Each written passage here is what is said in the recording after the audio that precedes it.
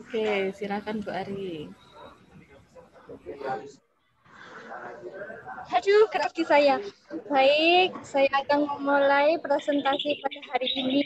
Tidak akan lama, mungkin hanya 5 menit. Bisa didengar ya suara saya? Bisa, merdu sekali. Terima kasih atas perhatiannya. Akan saya mulai. Assalamualaikum warahmatullahi wabarakatuh. Waalaikumsalam warahmatullahi wabarakatuh. Hari ini adalah penelitian kolaborasi saya dengan mahasiswa Alia dan Lutfi. Berdua ini, ketiga ya, ini penelitian para bidadari cantik karena sekarang bidadari ada ekstraknya, termasuk ekstrak keilmuannya. Baik Bapak Ibu sekalian, saya akan mempresentasikan tentang pelajaran membaca karena pelajaran membaca ini adalah pelajaran yang paling urgent menurut wali murid. Kalau tidak bisa membaca, jadi mutu sekolahnya itu turun atau anak dicap tidak pintar. Nah, bagaimana solusinya ini? Karena sampai saat ini yang namanya membaca berhitung itu sangat urgent sekali. Padahal tidak hanya itu, untuk di TK ya, banyak sekali perkembangan yang memang harus diasah. Tapi untuk penelitian ini kami menyoroti tentang membaca. Nah, judulnya pengaruh sandpaper letter Montessori pada membaca awal untuk anak TK. Nah, bagaimana sih pengaruhnya ini? Oke, bisa di slide Bu Ari.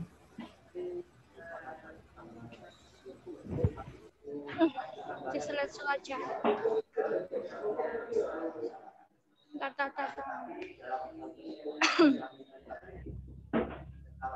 Oh, ketutupan. Sebentar. Ini sini.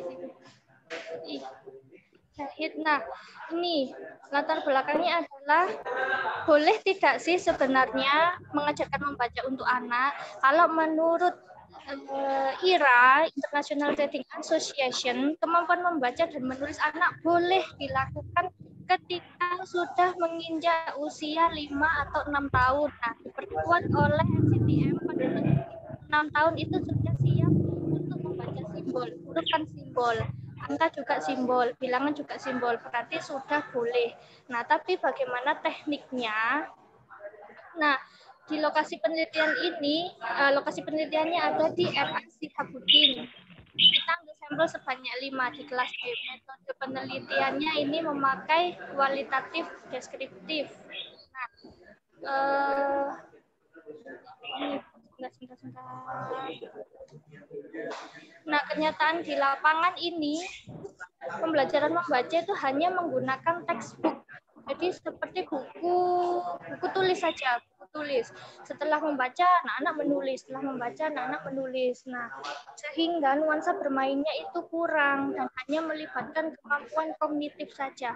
Padahal dengan belajar membaca kita bisa melibatkan kemampuan bahasa masuk, terus motorik halus, motorik kasar juga masuk. Nah, itu bisa.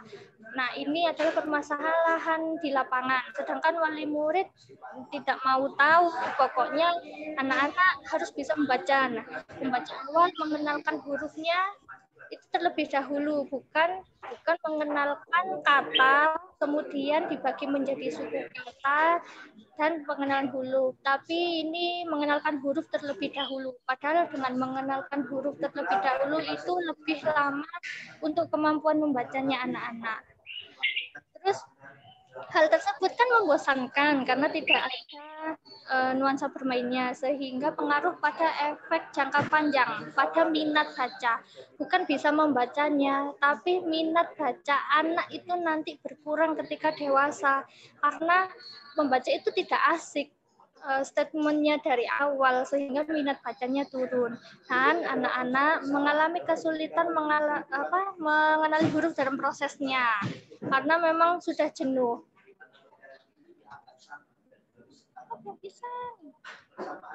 Nah, sandpaper letter itu seperti apa sih?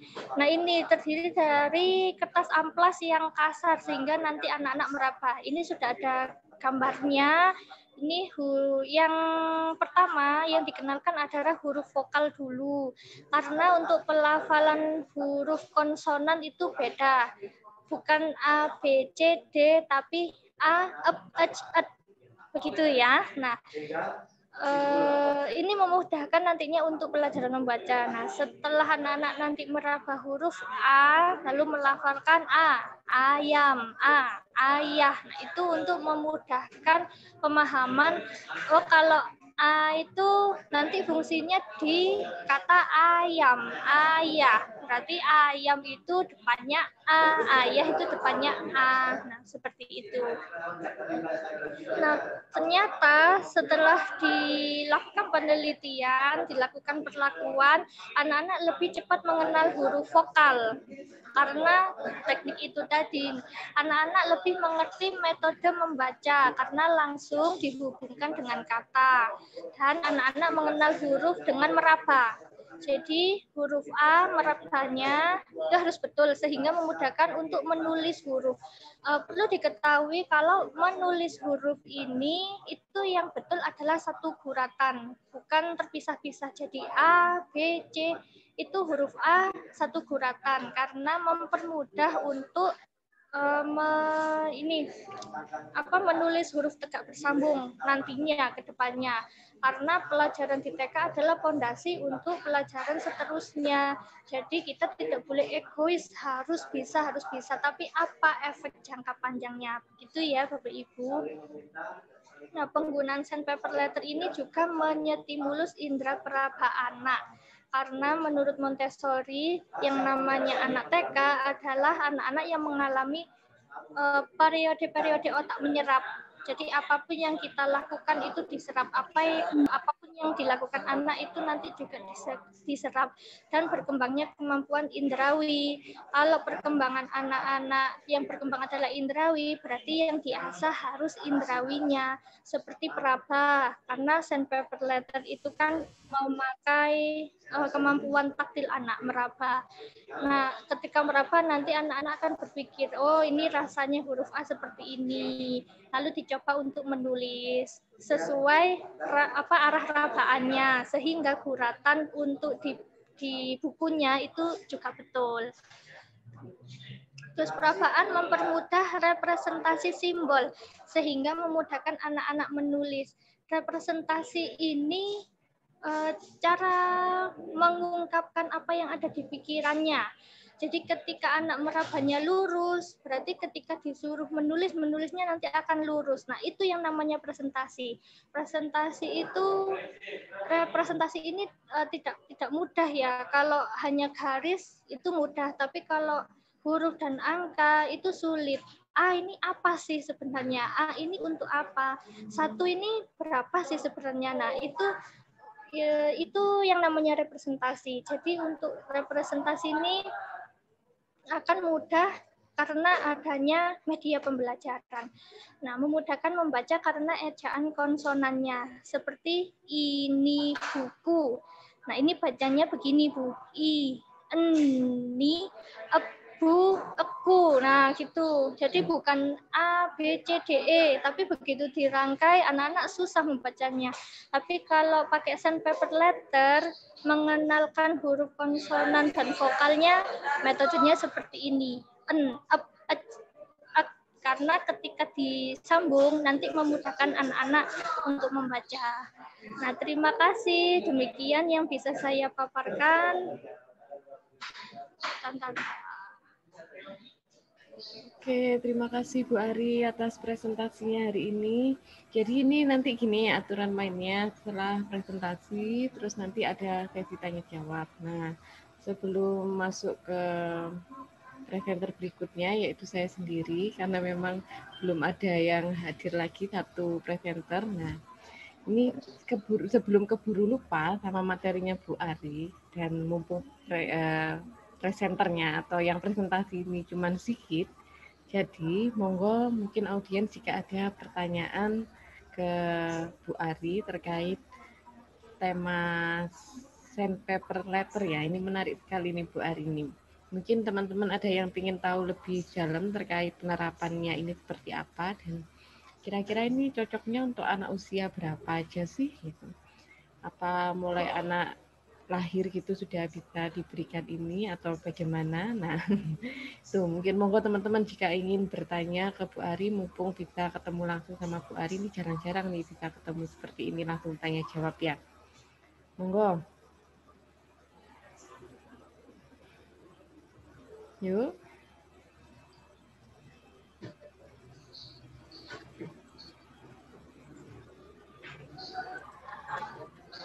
Silakan Bapak Ibu. Ini ada bapak-bapaknya ya.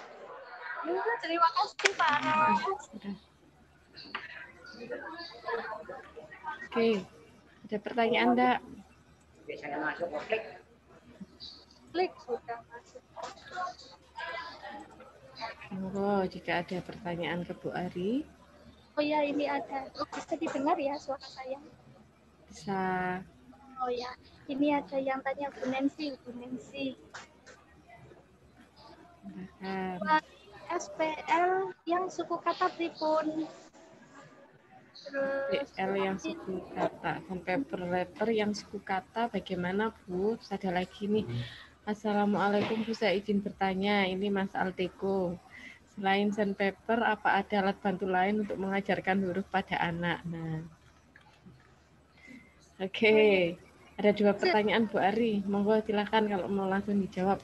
Bu Nancy ini yang SPL apa maksudnya? Spell, maksudnya pengejaan.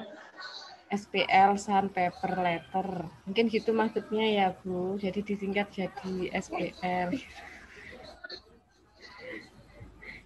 Oh, ini Ada yang suku kata Bu. Oh, ya. Begini Ibu, ini pertanyaan pertama dan kedua akan saya hubungkan. Sandpaper letter itu kan media milik Montessori. Nah, bentuknya itu kan kasar karena fungsinya untuk perabaan. Nah, perabaan itu mengaktifkan indera peraba. Nah, indera peraba ini nanti larinya ke otak. Nah, ke otak akhirnya anak mencerna. Nah, representasinya akan aktif sehingga disuruh menulis. Nah, gerakannya itu benar. Jadi proses dari awal sampai akhir itu prosesnya benar karena pendidikan anak usia dini itu kan fondasi. Nah, itu yang pertama. Nah, untuk suku kata itu setelah anak-anak paham per huruf itu, ketika nanti sudah paham per huruf, medianya boleh dikembangkan memakai kartu tapi yang tidak kasar. Jadi mencocokkan huruf, misalkan ibu. Pertama ibunya itu pertama ibu itu kan hurufnya satu-satu. Nanti disuruh mencocokkan kartu yang sama dengan ini nih. Kalau bersuku kata kan I terus Bu. Nah, disuruh mencari kartu dalam bentuk lain tapi tidak meraba. Yang diraba adalah per hurufnya agar paham ibu itu rangkaiannya hurufnya apa saja sih. Nah nanti disuruh mencocokkan ini, soalnya kalau nggak pakai media ditunjukkan nggak bisa ya Bun, kurang enak. Jadi ibu ditata pakai sandpaper letter lalu disuruh mencari per suku kata I dan Bu. Nah itu, jadi tidak harus semuanya memakai kertas amplas, tapi boleh tidak pakai kertas amplas. Caranya mencocokkan. Dengan mencocokkan itu kan anak mencari yang bentuknya sama ini bagaimana sih. Itu anak tidak hanya belajar membaca saja, tapi mengklasifikasi bentuk yang sama ini apa. Jadi semuanya terintegrasi. Begitu. Oke. Berarti kalau bentuk yang suku kata langsung itu enggak ya Bu ya? Itu tetap dia per kata, cuma nanti kalau ngajarkannya itu dia bisa menghubungkan kata itu menjadi, terus dipisah lagi per suku kata gitu. Tapi tetap bentuk aslinya itu per kata. Per kata. Per huruf. Iya. Huruf ya, bukan per kata. Hanya panjang-panjang kan bingung juga. Kalau kartu yang I dan Bu itu pakai kertas amplas kan, yang Bu itu merabanya kan bingung nanti anaknya. Tapi kalau satu-satu kan, oh ini I, terus B, terus U, oh ini Ibu. Gitu. Terima kasih. Oke, mungkin untuk tahap selanjutnya nanti Bu Ari bisa mencoba memproduksi kartu itu sendiri ya Bu. Oh iya, siap.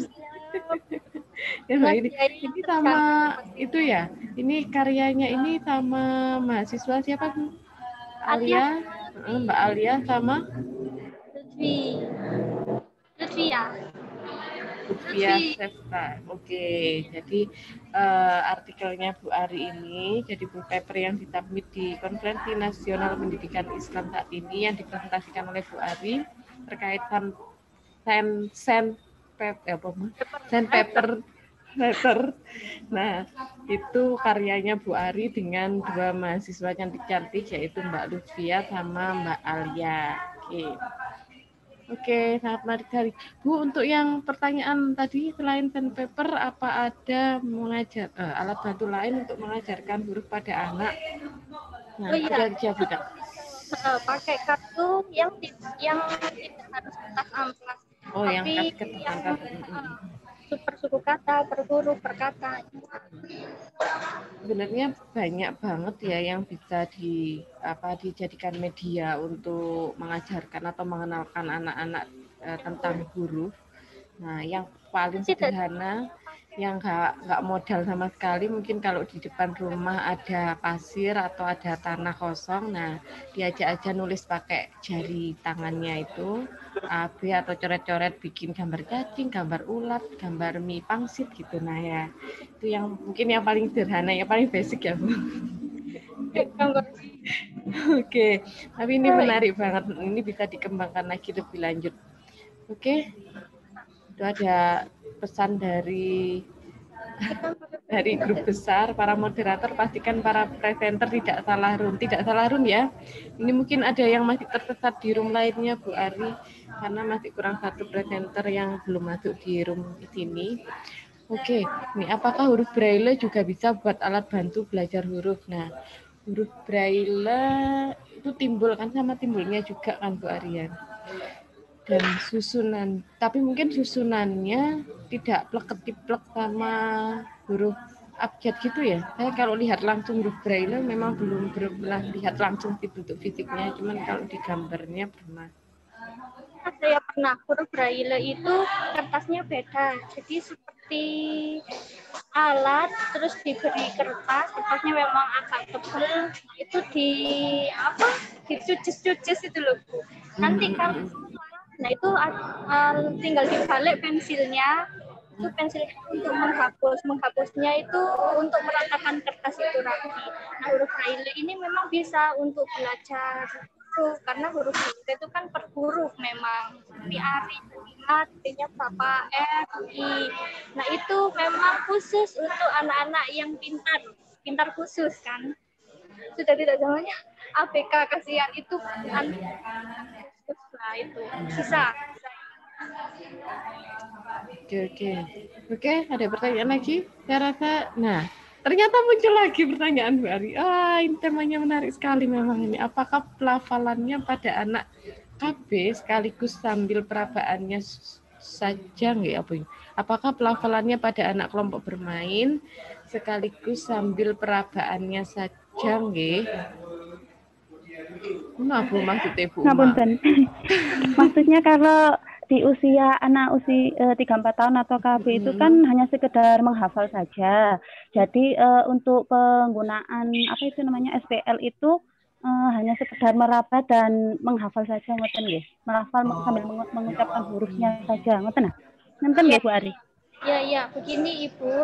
Sebenarnya kalau untuk membaca itu kan ketika anak siap. Tapi kalau hanya bermain sandpaper letternya saja tidak apa-apa. Karena itu kan juga mengaktifkan indera peraba kan. Masalahnya indera peraba itu tidak begitu disorot. Padahal ketika saya teliti tentang representasi indera peraba itu sangat berpengaruh sekali untuk membaca dan berhitung. Cuma insya Allah saya gali lebih dalam lagi.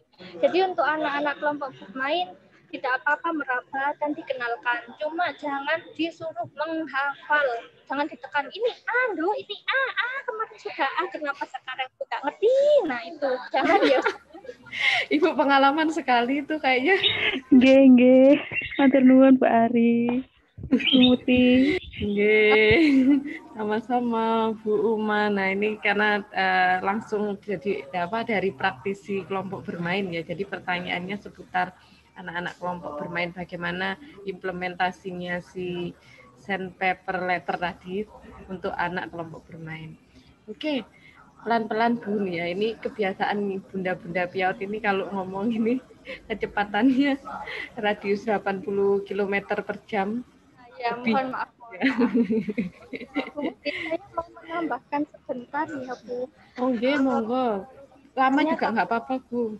Iya, biasanya kalau anak usia 2 tahun, 3 tahun itu kan mulai mencoret. Nah, penelitian yang terdahulu, cuma ini tidak digali lagi. Yang namanya mencoret itu sudah termasuk bahasa tulis anak. Jadi biarkan anak-anak mencoret. Karena mencoret itu juga termasuk mengungkapkan idenya. Yang di dalam pikiran anak itu apa sih? Nah, seperti itu. Cuma karena kemampuan menulisnya belum sempurna, pengambilnya belum sempurna, sehingga maunya gambar pesawat cuma gambar bundar begitu. Jadi untuk menggali idenya itu perlu ditanya, ini gambar apa, pesawat? Oh iya, ya ditanggepin iya aja walaupun bentuknya bukan pesawat. Begitu Ibu Bapak. Oke, bagus sekali ini pemaparannya nih. Oke, ini memang karena roomnya ini room lebih khas ke anak usia dini, jadi yang dibahas ya seputar tentang anak usia dini. Tapi masih dalam tema besar pendidikan Islam. Ya. Berasa udah punya anak, Mas Artiku belum masuk ke Piaut sudah berasa punya anak. Oke, selanjutnya saya perlu presentasi nggak? Kayaknya nggak perlu ya Bu ya? Sudah ya? Oke. Laki-lakinya Bu. Iya, karena memang yang presentasi cuma dikit ya, jadi moderatornya ikut presentasi juga. Oke, saya paparkan sedikit terkait tulisan yang saya kirim untuk konferensi ini, karena saya juga tertarik dengan salah satu tema di konferensi ini. Nah, kalau Bu Ari tadi mengajak mahasiswanya yang masih eksis di sini, kalau saya kolaborasi sama mahasiswa yang sudah lulus atasnya Bu Nulu, berarti sekitar 2 tahun yang lalu. Oke. Ini masih saya coba share screen.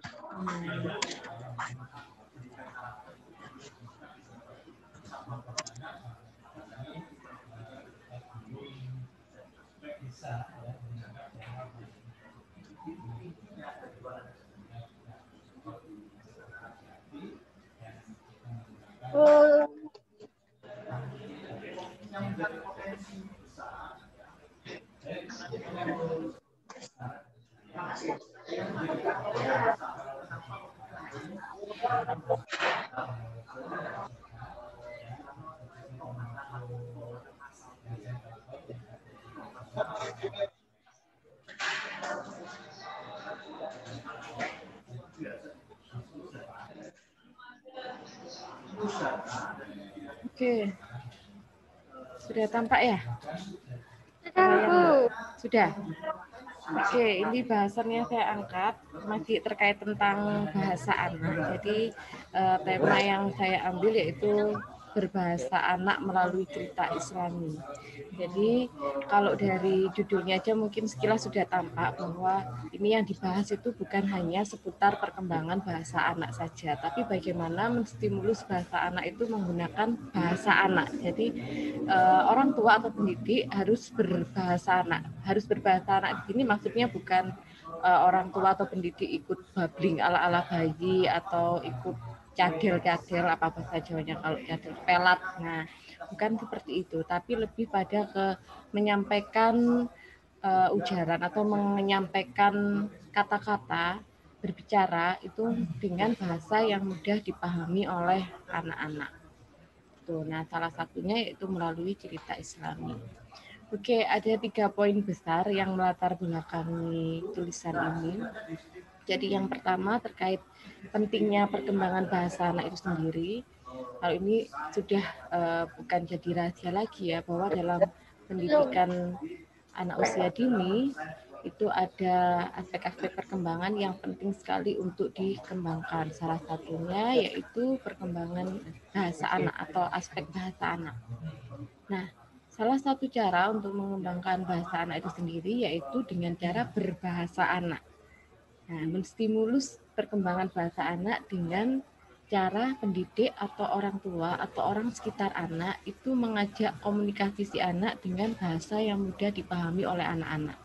Oke, kalau kita membahas tentang berbahasa anak sendiri, itu sebenarnya bukan hanya seputar berbicara aja. Karena kalau aspek bahasa itu kan bukan hanya berbicara aja. Ada mendengarkan, ada menulis, nah, ada dia berbicara, mendengarkan, menulis, menyimak ya. Itu. Jadi terus ada cerita, nah ini cerita Islami, ini poin yang ketiga. Nah, berbahasa anak di sini yang bisa dilakukan salah satunya yaitu melalui cerita Islami. Jadi pendidik atau orang terdekat anak itu bisa menyampaikan cerita Islami ini ke anak-anak untuk menstimulus perkembangan bahasa. Jadi yang titik poinnya dalam penulisan artikel ini, dalam penelitian ini sebenarnya yang menarik adalah penerapan cerita Islami itu sendiri di salah satu lembaga RA, yang mana cerita Islami itu sejauh ini seringkali diangkat sebagai penelitian. Jadi berdasarkan penelitian yang sudah ada itu sebagian besar pasti meneliti terkait dampak cerita Islami itu ke pembiasaan atau ke nilai moral. Nah, lebih ke aspek afektifnya gitu. Padahal sebenarnya dari penyampaian cerita Islami sendiri itu juga bisa berdampak pada aspek perkembangan lainnya. Nah, ini sekaligus saya sampaikan, mungkin kalau teman-teman ingin meneliti lebih lanjut terkait tema ini, mungkin bisa digunakan untuk meneliti keterkaitannya dengan perkembangan kognitifnya, atau mungkin hubungan cerita Islami sama perkembangan fisik motorik. Nah, mungkin itu yang masih sangat jarang sekali. Kira-kira ada enggak gitu hubungannya? Itu ya. Nah, ini yang latar belakangnya. Sedangkan metode yang kami gunakan untuk penelitian ini yaitu sequential explanatory research. Jadi kami menggabungkan antara penelitian kuantitatif sama penelitian kualitatif. Nah, kalau explanatory berarti dia lebih cenderung pada penelitian kuantitatifnya, karena basically saya lebih fokus ke penelitian kuantitatifnya. Jadi kami sepakat untuk melakukan penelitian ini difokuskan pada pengambilan data secara kuantitatif. Tuh, nah untuk sampelnya ada 20 anak kelompok B dengan rentang usia 5 hingga 6 tahun. Sedangkan teknik pengumpulan data yang digunakan ada observasi dan dokumentasi. Teknik analisis datanya menggunakan tendensi sentral, jadi menggunakan persentase. Dan untuk kualitatifnya kami menggunakan kondensasi. Dan instrumen penelitiannya kami menggunakan lembar observasi. Oke, ini terkait metode penelitiannya. Nah, ini terkait instrumennya. Nah, instrumen yang kami gunakan, jadi sebenarnya kami meneliti itu aspek bahasa secara menyeluruh. Cuman yang saya share untuk artikel ini itu hanya 2 aspek ini. Jadi untuk aspek yang lainnya nanti kami pisah di artikel yang lainnya. Jadi tetap stay tune ya untuk menanti kehadiran artikel-artikel berikutnya yang membahas tentang indikator atau aspek perkembangan bahasa yang lainnya. Jadi yang diangkat di artikel ini hanya mendengarkan dan berbicara. Dan itu pun pada indikator mengerti beberapa perintah secara sederhana. Untuk yang mendengarkan, kenapa kami mengangkat mengerti beberapa perintah secara sederhana? Karena anggapan kami sekaligus didukung oleh pendapat para ahli bahwa ketika anak mengerti itu otomatis diawali dengan anak mendengarkan dulu. Tuh. Dan berbicara, aspek berbicara yaitu menceritakan kejadian sebab akibat. Oke, jadi ada 4 kriteria, yaitu ada kurang, cukup, baik, dan sangat baik. Ini kalau yang sudah berkecimpung di lembaga PIAUD sudah sangat hafal, ada bintang 1, bintang 2, bintang 3, bintang 4. Nah, ini hasil penelitiannya, karena memang sampel penelitiannya hanya 20 anak, sebenarnya banyak anak kelompok B-nya. Cuman yang memenuhi kriteria untuk penelitian kami itu hanya 20 anak saja. Nah, itu hasil penelitiannya menunjukkan bahwa anak dapat memahami semua perintah itu ada 55%, sedangkan anak bisa menjawab pertanyaan dengan benar itu ada 65%. Oke. Kalau yang tadi, yang sebelumnya terkait persentase itu adalah hasil analisis secara kuantitatif, sedangkan kalau ini hasil analisis secara kualitatifnya. Jadi ada di tahap pelaksanaan itu ada perencanaan, ada 3 tahap, yaitu perencanaan, terus ada pelaksanaan, sama evaluasi. Nah, kalau perencanaan yaitu penentuan tema, menyiapkan RKH-nya, dan memilih cerita Islami. Sedangkan pelaksanaan kegiatannya, nah ini yang membuat ada dampak yang cukup signifikan. Mungkin di lembaga lain kalau diterapkan itu hasilnya juga akan berbeda. Tapi yang jelas ini rekom banget untuk teman-teman terapkan dengan memilih tema cerita Islami yang dapat berganti-ganti. Nah, dengan durasi, kalau berdasarkan penelitian kami itu dengan durasi kurang lebih 40 menit per hari dan setiap 2 hari sekali. Jadi nggak tiap hari, 2 hari sekali. Nah, mungkin ada lembaga-lembaga yang menerapkan itu setiap hari. Mungkin bisa diteliti lagi dampaknya akan seberapa besar gitu ke perkembangan bahasa si anak. Itu. Dan ini penelitiannya selama 2 bulan. Tahap evaluasi yang dilakukan menggunakan metode unjuk kerja dan penugasan. Jadi tahap evaluasi ini untuk mengetahui perkembangan si anaknya. Jadi anak melakukan tanya jawab dengan guru, bercakap-cakap tentang kegiatan yang telah dilakukan. Kemudian anak bercerita tentang kegiatan yang telah dilakukan. Oke. Itu presentasi dari saya. Silakan kalau mungkin ada pertanyaan. Sudah tidak ada ya?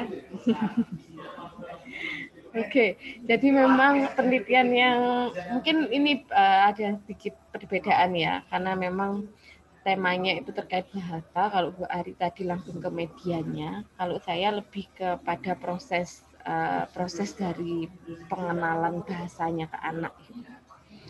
Tuh. Nah, sudah terdengar azan zuhur. Berarti saya rasa sudah cukup. Untuk berbicara apa menceritakan, ternyata Bu Ari yang tanya. Oke. Untuk berbicara apa menceritakan kembali cerita Islaminya, Bu? Ya. Jadi menceritakan kembali. Cuman di sini gini, Bu. Kami tuh peneliti yang agak maksa ya, dalam artian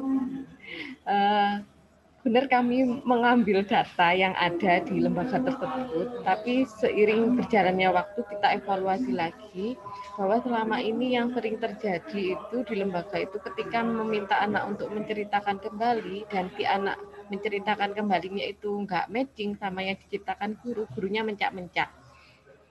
Nah, itu yang kami ubah dari mindset peneliti antara mahasiswa dan juga saya, bahwa untuk memberikan penilaian terkait bintang-bintang tadi, itu yang penting anak mau menceritakan kembali semampunya dia.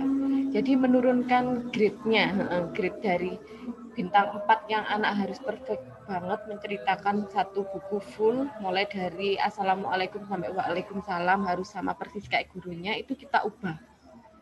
Jadi paradigma itu yang kita rubah. Jadi memberikan penilaiannya itu, jadi tadi ada yang 65% itu, karena memang kalau memberikan penilaian itu kan kembali lagi ke persepsi juga ya Bu. Jadi benar dia menceritakan kembali cerita Islaminya, tapi bukan yang seperti selama ini harus Assalamualaikum sampai Waalaikumsalam sama persis kayak ibu gurunya, enggak. Dan insya Allah kalau dari mahasiswa PIAUD sendiri sudah tidak ada yang seperti itu. Insya Allah nggak sampai mencak-mencak. Kalau yang cerita nggak sama plek sama yang diceritakan. Itu. Oke. Monggo mungkin ada pertanyaan lainnya sebelum saya tutup roomnya. Ya. Presenter selanjutnya sudah hadir belum ya? Bu Irma. Ini sebenarnya asik juga Bu, temanya terkait video pembelajaran. Oke, sepertinya belum ada tanda-tanda nama Bu Irma masuk. Nah, oke teman-teman sudah tidak ada lagi pertanyaan. Kalau tidak ada pertanyaan, bisa kita akhiri untuk presentasi di room ini. Nah, apa itu? Menceritakan kembali memang harus runtut, membutuhkan berpikir lebih, jadi bukan hal sepele. Iya Bu, cocok banget, memang benar. Nah, selama ini kan mindsetnya yang benar-benar sesuai teori banget itu, kalau menceritakan kembali itu benar-benar runtut banget. Sementara untuk perkembangan bahasa anak usia dini kan nggak bisa dipaksakan seperti itu. Oke, ini mau ada pertanyaan lagi, Muhammad siapa ini? Nah, Muhammad Afifullah. Ini Pak Afif ya?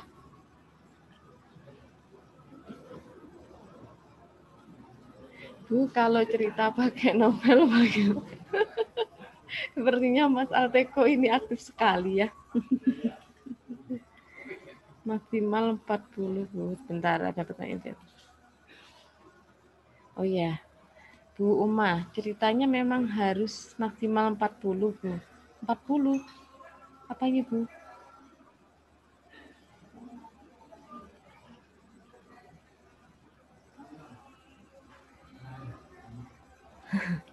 Si kecil mulai aktif, Bu. Apa Bu Uma ini maksudnya? Ceritanya memang harus maksimal 40, Bu. 40 itu loh Bu, 40 kosakata, 40 kata. 40 menit kan tadi Bu Pertanyaan maksimal. Menit. Menit Bu. Oh, alah, 40 menit. Nah, ini kalau berdasarkan hasil penelitian, ya kalau berdasarkan hasil penelitian kami itu memang kurang lebih segitu Bu. Tapi 40 menit itu bukan guru terus ngomong terus nyeritani gitu, enggak. Jadi sudah termasuk ada tanya jawabnya juga dan termasuk ya termasuk guru memperagakan, termasuk ada interaksi dengan siswa, itu kurang lebih 40 menit. Karena untuk waktu yang lainnya kan anak-anak sudah masuk lagi ke sentra-sentra yang lainnya, dan kebetulan kalau ini si ibu gurunya itu menggunakan klasikal gitu. Walaupun tetap lagi ketika di awal itu klasikalnya itu kan pakai duduk di bangku kayak anak SD gitu, akhirnya dirombak lah. Kayaknya lebih efektif kalau anak-anak itu duduk melingkar gitu. Bu, kalau cerita pakai novel, nah udah dijawab sama Bu Ari ya.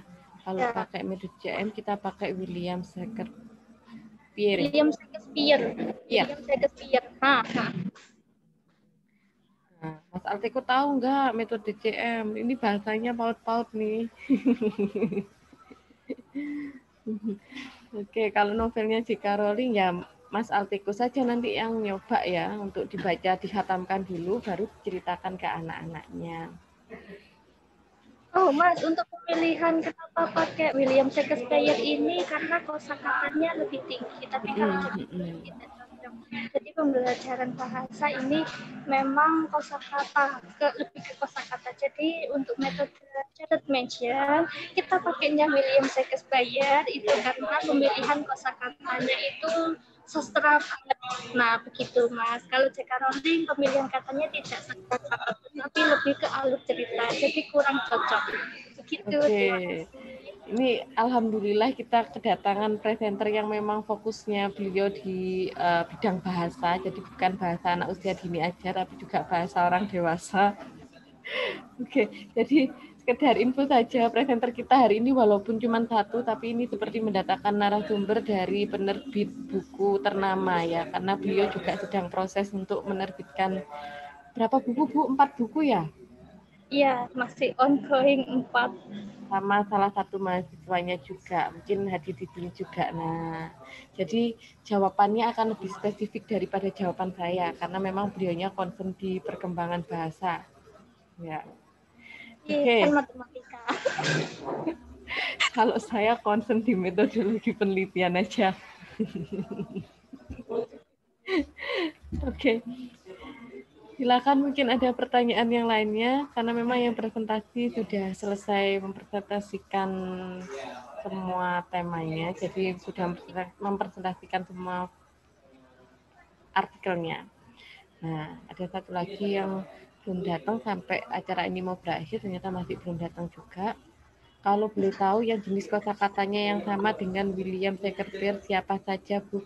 Masnya kalau masih membutuhkan jawaban yang lebih banyak, lebih dalam, lebih detail lagi, boleh kok gabung-gabung ke mahasiswa PIAUD, nanti kita sharing-sharing bareng terkait perkembangan bahasa. Karena sepertinya Mas Alteko ini sangat tertarik sekali pada tema kita hari ini, Bu.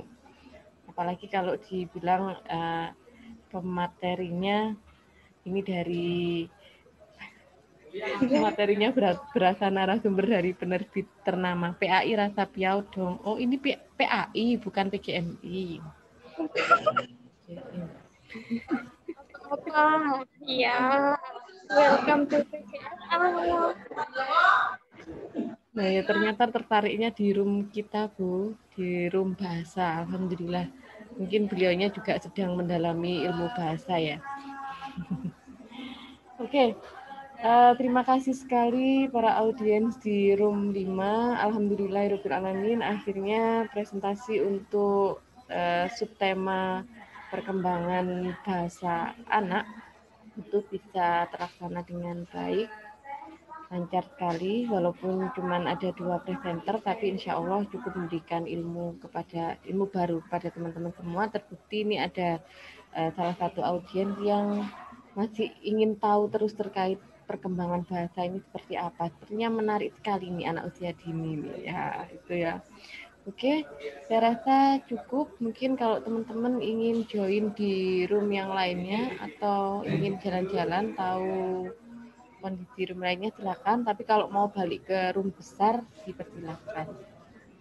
Gimana? Room besar nanti itu Oh. informasikan yang belum full paper tanggal 17 terakhir. Yang sudah full paper ditindaklanjuti di rumah positif. Pastikan semua sudah disimponin sebagai Oh, oke. Oke, ini barusan ada masukan dari panitia. Jadi teman-teman silakan kalau karena yang full paper cuma Bu Ari dan sudah beres ya. Oke. Bentar. Ini tadi ada di-share Pak Bagus terkait link. Oh ya, link absen. Presensi ya. Ini ke Timbun. Ini sudah. Untuk sertifikatnya. Untuk link sertifikatnya, nah. Oh ya, ini. Saya share ulang. Oke.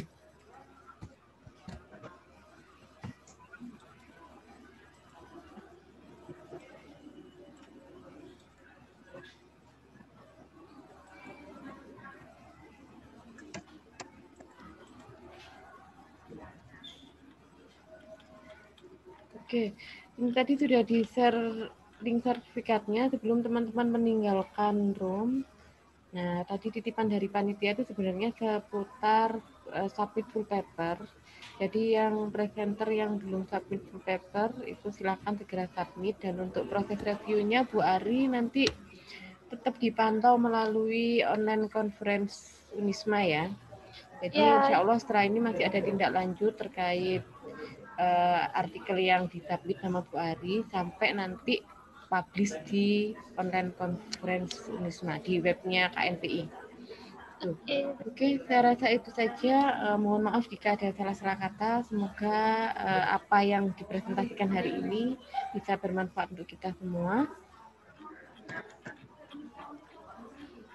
Oke, silakan isi link presensinya. Cukup dari saya. Wassalamualaikum warahmatullahi wabarakatuh. Waalaikumsalam warahmatullahi wabarakatuh. Terima kasih Bu Ari, Bu Mukti, ya sama-sama. Terima kasih Bu. Ya, nah keluar suaranya Mas Alteko, ya sama-sama. Ya sama-sama. Saya kerasan di PGR. Stop record.